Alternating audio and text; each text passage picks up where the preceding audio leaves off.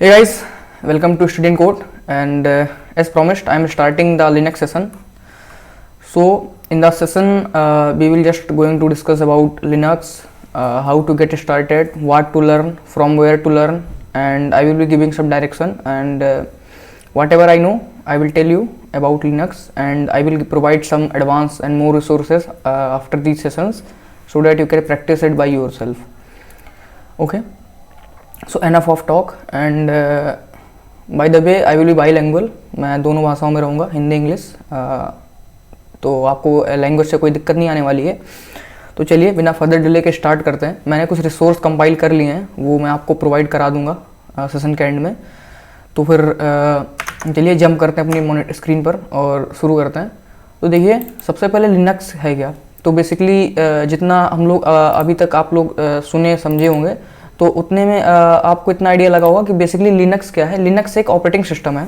जैसे कि जनरल भाषा में बात करें तो आप बात करते हैं उबंटू की, कली लिनक्स की बात आप करते हैं, मिंट की आप बात करते हैं, स्लैक ओएस की आप बात करते हैं, आर्क लिनक्स की. तो बेसिकली ये सब जो है वो लिनक्स फैमिली में आते हैं. अब अगर हम बात करें कि basically what is Linux, so basically Linux is something like जैसे आप विंडोज़ यूज़ करते हैं, विंडोज़ आपका एक ऑपरेटिंग सिस्टम है, उसी तरह से लिनक्स भी आपका एक ऑपरेटिंग सिस्टम कैटेगरी में आता है. लिनक्स इतना पॉपुलर क्यों है, क्यों हम लोग लिनक्स यूज़ करते हैं, क्या फ़ायदा है लिनक्स यूज़ करने का, या फिर क्यों लिनक्स की इतनी ज़्यादा हाइप है डेवलपर कम्युनिटी में बेसिकली. तो हम इन सब चीज़ों पर धीरे धीरे बात करेंगे. तो लिनक्स जो है हमारा वो बेसिकली एक ऑपरेटिंग सिस्टम सॉफ्टवेयर है जो कि हमारे कंप्यूटर सिस्टम के हार्डवेयर पर रन करता है. लिनक्स क्या करता है, लिनक्स बेसिकली ग्लू की तरह काम करता है हमारे कंप्यूटर सिस्टम का जो हार्डवेयर है और हमारे बीच, ताकि हम कम्युनिकेट कर पाएँ अपने कंप्यूटर सिस्टम से.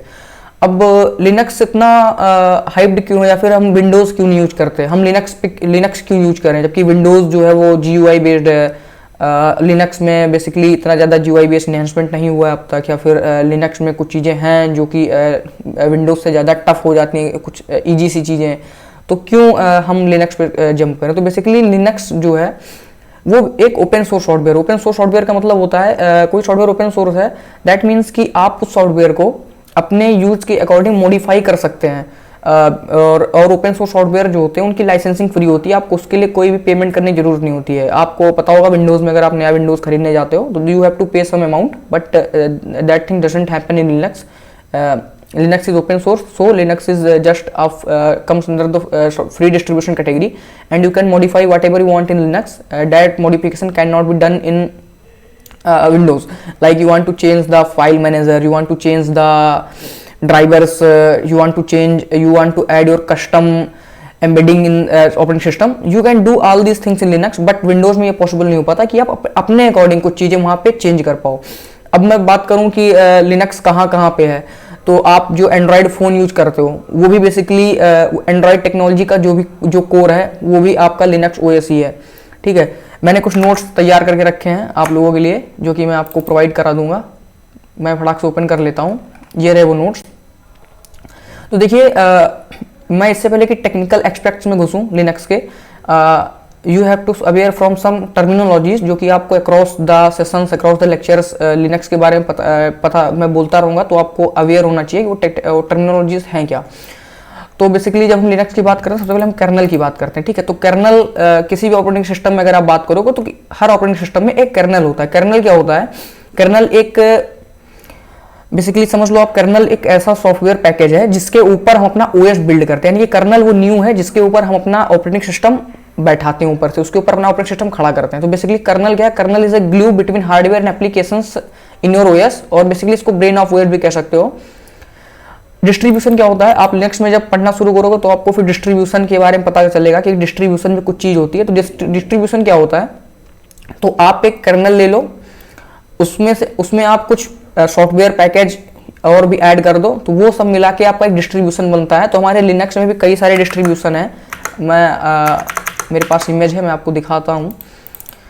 ये देखिए, तो इस इमेज में आप देख सकते हैं there are a lot of distributions in the Linux. तो सबसे पहले रेड हैट. तो बेसिकली रेड हैट है एक ऑर्गेनाइजेशन है,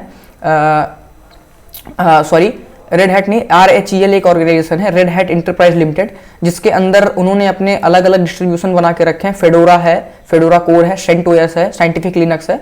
तो बेसिकली रेड हैट लिनक्स का नाम आपने सुना होगा, वो हैकर कम्युनिटी में बहुत ज़्यादा पॉपुलर है रेड हैट लिनक्स। उसके बाद स्लैकवेयर है और उसके बाद फिर डेबियन है। तो मैं जो currently Ubuntu operating system use कर रहा हूँ वो डेबियन फैमिली में ही आता है। और उसके बाद फिर आपका एंड्रॉइड है और रास्पबियन, एक डेबियन से ही आगे चल के रास्पबियन बना है, जो रास्पबेरी पाई आप यूज करते हैं एम्बेडेड सिस्टम्स में, वो डेबियन फैमिली के अंदर आता है। और इसी तरह से आपका एंड्रॉइड है जो आप फोन यूज करते हो। तो ये आपका बेसिकली डिस्ट्रीब्यूशन है लिनक्स के अलग अलग। फिर हम आगे आते हैं बूट लोडर क्या होता है। तो बेसिकली बूट लोडर एक प्रोग्राम होता है जो कि आपके लैपटॉप में, जब आप लैपटॉप को पावर ऑन करते हो तो आपके लैपटॉप में ऑपरेटिंग सिस्टम को लोड जो कराता है वो प्रोग्राम होता है बूट लोडर। विंडोज में अगर आपने अभी विंडोज में अपने लैपटॉप में विंडोज डाली हो तो आपने देखा होगा कि वहाँ पे हम UEFI करके पहुँचते हैं। UEFI करके एक पैकेज का नाम आता है, वो हमारा विंडोज का बूट लोडर है। आप लिनक्स में जब स्विच करते हैं तो आप जब लिनक्स में बूट कराने की कोशिश करते हैं, वहाँ पे जीरब और ISO लिनक्स ये दो बूट लोडर आते हैं। तो बेसिकली GRUB जो बूट लोडर है ये काफ़ी ज़्यादा पॉपुलर है। और उबंटू, मिंट, कली, इन सब में GRUB बूट लोडर का यूज होता है। और ISO लिनक्स का यूज, अगर मैं रॉन्ग नहीं हूँ तो आप करते हैं आर्क और गेंटो OS में। उसके बाद फिर सर्विस क्या होती है किसी भी ऑपरेटिंग सिस्टम में। तो सर्विस क्या होती है, बेसिकली सर्विस आपकी होती है, जैसे आपने मैं माउस में क्लिक कर रहा हूँ, फिर मैं यहाँ पे राइट क्लिक कर रहा हूँ, तो इसके लिए मैं कोई कोड अपने OS को प्रोवाइड नहीं करा रहा हूँ, फिर भी ये चीज़ें हमारे सामने निकल के आ रही हैं। कॉपी, पेस्ट, अंडो, सिलेक्ट, रीडो का, इन सब का ऑप्शन बन के आ रहा है। तो बेसिकली ये सब जो प्रोसेस है ये ऑटोमेटिकली हैंडल किए जाते हैं किसी बैकग्राउंड एक्टिविटी से, उसको हम बोलते हैं सर्विस। तो एक ऑपरेटिंग सिस्टम में कई सारी multiple 1000 lakhs of service multi parallel run कर रही होती हैं, ताकि आप हर चीज एक्सेस कर पाओ, हर चीज पैरेलली यूज कर पाओ। हम फिर बात करेंगे फाइल सिस्टम की, कि फाइल सिस्टम क्या होता है। तो फाइल सिस्टम बेसिकली होता है एक मेथड होता है ताकि आप किसी भी ऑपरेटिंग सिस्टम में अपनी फाइल्स को मैनेज कर पाओ। तो हमारे पास फाइल सिस्टम मल्टीपल टाइप के फाइल सिस्टम होते हैं, जैसे कि आपने थोड़ा कभी ध्यान दिया हो, इस लैपटॉप में पेन ड्राइव इंसर्ट करी हो तो पेन ड्राइव का जो फाइल सिस्टम मोड होता है वो होता है FAT32। उसी तरह से आपका लिनक्स में दो तीन चार तरह के फाइल सिस्टम होते हैं। जो बेसिक फाइल सिस्टम लिनक्स में हम यूज करते हैं, मेरे उबंटू में अभी जो मैं यूज कर रहा हूँ वो है ext4 टाइप का फाइल सिस्टम। विंडोज में आपका फाइल सिस्टम होता है NTFS, network transfer file system होता है। तो ये होता है फाइल सिस्टम। इन सब चीज़ों के बारे में आगे हम डिटेल में पूरी तरह से बात करेंगे, तो आप टेंशन ना लो, बस आप इन टर्मिनोलॉजी से अभी अवेयर हो जाओ, ताकि जब फ्यूचर में जब हम डिस्कस कर रहे हो, फिर मैं बोलूँ कि service, what is boot loader, what is Windows, what is file system, तो आपको चीज़ें समझ में आए। ठीक है, आपका एक्स विंडोज सिस्टम क्या है। तो बेसिकली एक्स विंडोज सिस्टम है एक कर्नल पे आप लिनक्स को जब बिल्ड करते हो तो वो जो टूल्स आप यूज करते हो, एक लिनक्स के ऊपर जो GUI बिल्ड करने के लिए जो टूल्स यूज करते हो वो एक्स विंडोज सिस्टम के अंदर सारे टूल्स आते हैं। उसके बाद फिर आपका एक होता है डेस्कटॉप एनवायरनमेंट। तो मैंने आपको जैसे बताया कि जब आप एक विंडो स्विच करते हो किसी भी ऑपरेटिंग सिस्टम पे, तो बेसिकली आपको वहाँ पे आपको एक केवल कर्नल मिलता है, आपको एक वहाँ पे एक कर्नल प्रोवाइड किया जाता है, आपको वहाँ पे GUI नहीं मिलता। तो आपको GUI एडिशनल लगाना पड़ता है अपने कर्नल के ऊपर। तो वो GUI या फिर जिसको हम बोलते हैं डेस्कटॉप एनवायरनमेंट, तो जो मैं उबंटू यूज कर रहा हूँ, तो यहाँ पे हमारा जीनोम डेस्कटॉप एनवायरनमेंट होता है। यहाँ पे हमारा जीनोम डेस्कटॉप एनवायरनमेंट होता है। लेकिन जब आप यहाँ पे कली लिनक्स यूज कर रहे होंगे तो वहाँ पे आपका जो डेस्कटॉप एनवायरनमेंट होता है उसको बोलते हैं XFCE डेस्कटॉप एनवायरनमेंट। और एक तीसरा डेस्कटॉप एनवायरनमेंट होता है जिसको बोलते हैं KDE प्लाज्मा, हम वो भी यूज कर सकते हैं। तो डेस्कटॉप एनवायरनमेंट बेसिकली क्या करता है, वो आपको विंडोज की तरह का इन्वायरमेंट प्रोवाइड करता है। जैसे कि आप विंडोज में देखते हो एक पूरा डेस्कटॉप एनवायरनमेंट होता है, ऐप्स होते हैं, एक आइकन्स होते हैं, आप क्लिक से काम कर सकते हो। तो वो जो डेस्कटॉप एनवायरनमेंट आपको प्रोवाइड करता है वो प्रोवाइड करता है उबंटू में हमारा, जो मैंने अभी करंटली इंस्टॉल कर रखा है वो है हमारा जीनोम डेस्कटॉप एनवायरनमेंट। उसके बाद फिर हम बात करें सेल क्या होता है बेसिकली। तो सेल एक कमांड लाइन इंटरप्रेटर होता है। ध्यान दीजिएगा, मैंने इंटरप्रेटर बोला है, यानी कि इंटरप्रेटर और कंपाइलर दो चीजें आपने सुनी होंगी। तो कंपाइलर क्या करता है, वो पूरा कोड ले लेगा, फिर पूरा कोड एक बार में उसको एग्जीक्यूट करेगा। Interpreter line by line execution पे काम करता है। तो कमांड लाइन क्या है, तो ये है बेसिकली हमारी कमांड लाइन। ठीक है, यहाँ पे हम जो भी चीजें लिखते हैं वो हमारा उबंटू करके देता है। ठीक है, तो यहाँ पे हम मल्टीपल चीज़ें कर सकते हैं। बेसिकली हम अपना लैपटॉप पूरी तरह से कमांड लाइन पे ही चला सकते हैं। जैसे कि मैं आपको ये फाइल अगर मैं खोल के अपने जो फाइल मैंने यहाँ पे खोल रखी है वो फाइल मैं खोल के अपने कमांड लाइन में दिखाऊं, तो उसके लिए हमको बस डायरेक्टरी स्विच करनी पड़ेगी और डायरेक्टरी स्विच करने के लिए यहाँ पे कुछ कमांड्स होती हैं जो कि हम आगे वाले लेक्चर्स में देख रहे होंगे। Linux one, so this is हमारी जो कि ये हमारी फाइल है लिनक्स वन इसका नाम है, और वो फाइल हमारे कमांड लाइन में यहाँ पे खुल चुकी है। 1 सेकेंड, वो फाइल हमारे कमांड लाइन में यहाँ खुल चुकी है लिनक्स वन। और अगर हम इस फाइल को खोलना चाहें तो हम इस फाइल को इस यहाँ पे टर्मिनल में खोल सकते हैं।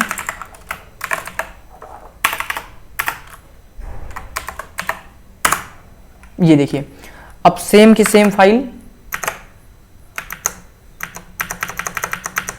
ये देखिए अब सेम की सेम फाइल जो कि हम यहाँ पे पढ़ रहे हैं, जो कि हमारे एक GUI बेस्ड एप्लीकेशन में है, वो सेम की सेम फाइल हमने अपने सेल में भी खोल रखी है।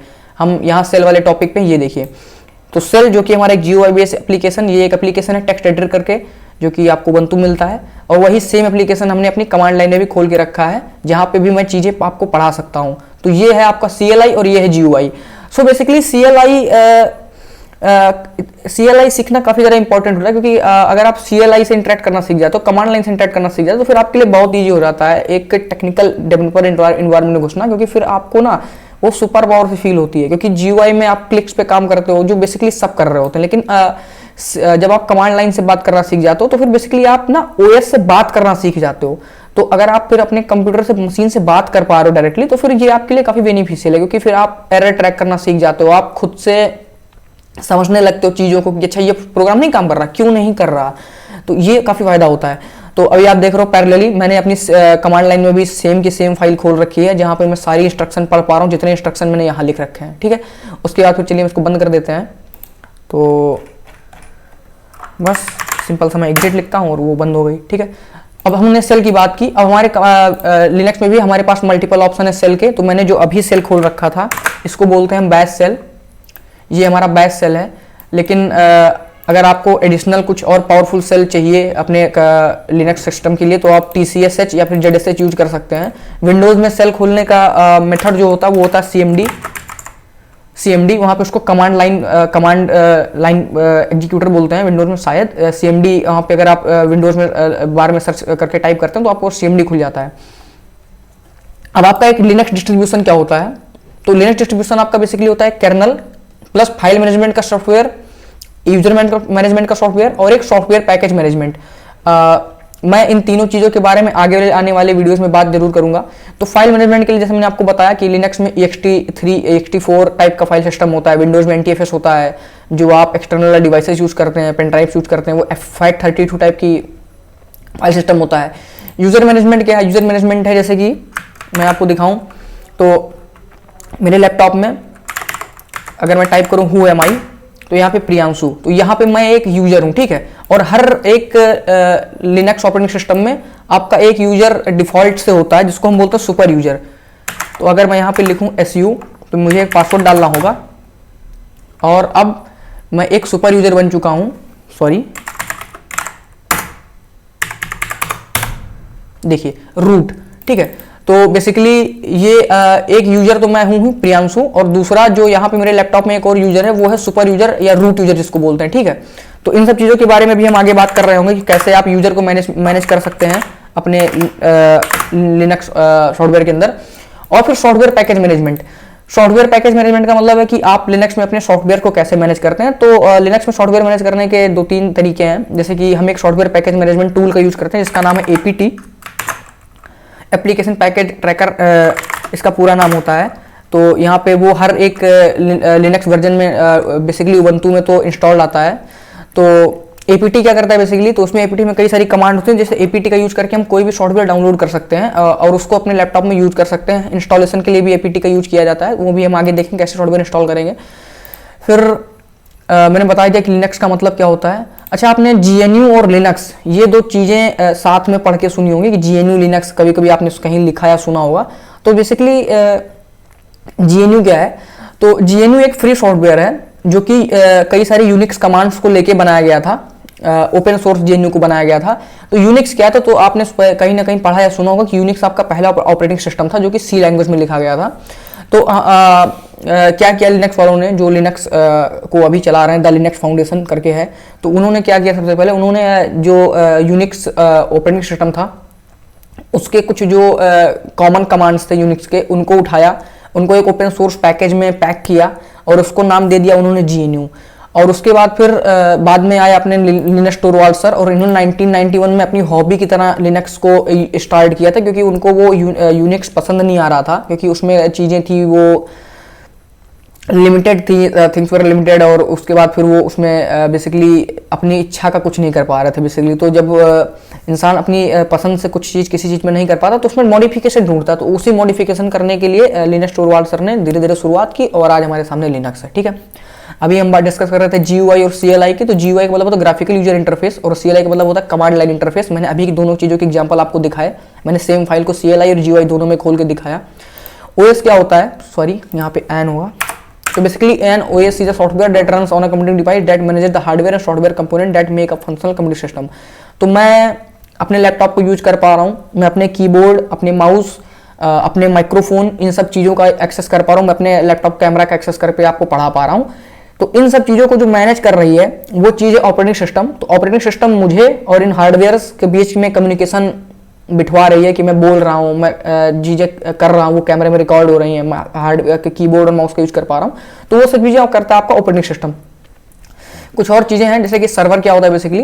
तो server is basically nothing but A machine जो कि आपका रिमोटली दूर बैठे हुए किसी यूजर या क्लाइंट के रिक्वेस्ट को सर्विस प्रोवाइड करती है, उनकी रिक्वेस्ट को फुलफिल करती है। अभी हमने लिनक्स के डिस्ट्रो के एग्जांपल देख लिए। तो आपका जैसे RHEL red hat enterprise limited बोलते हैं इसको, इसके अंदर फेडोरा आपका CentOS आता है। SUSE आपका एक लिनक्स का डिस्ट्रीब्यूशन पैकेज है। स्लैकवेयर है, डेबियन जो कि डेबियन के अंदर आपका उबंटू और मिंटोएस आते हैं। एंड्रॉयड आपको पता ही है। फिर हम बात करते हैं आपका एक एम्बेडेड सिस्टम क्या होता है। तो embedded system is nothing but अगर आप मान लो आपके घर पे एक वॉशिंग मशीन है जो कि एक स्मार्ट वॉशिंग मशीन है, यानी कि उसमें एक टाइमर लगा है, आप कपड़े धुल के चले आते हो, कुछ देर बाद वो खुद ही 5-10 मिनट बाद बंद हो जाता है टाइमर के बाद। तो ये चीज़ें क्या कर रही हैं, उसमें भी एक ऑपरेटिंग सिस्टम है जो कि मैनेज कर रहा है उस चीज़ को।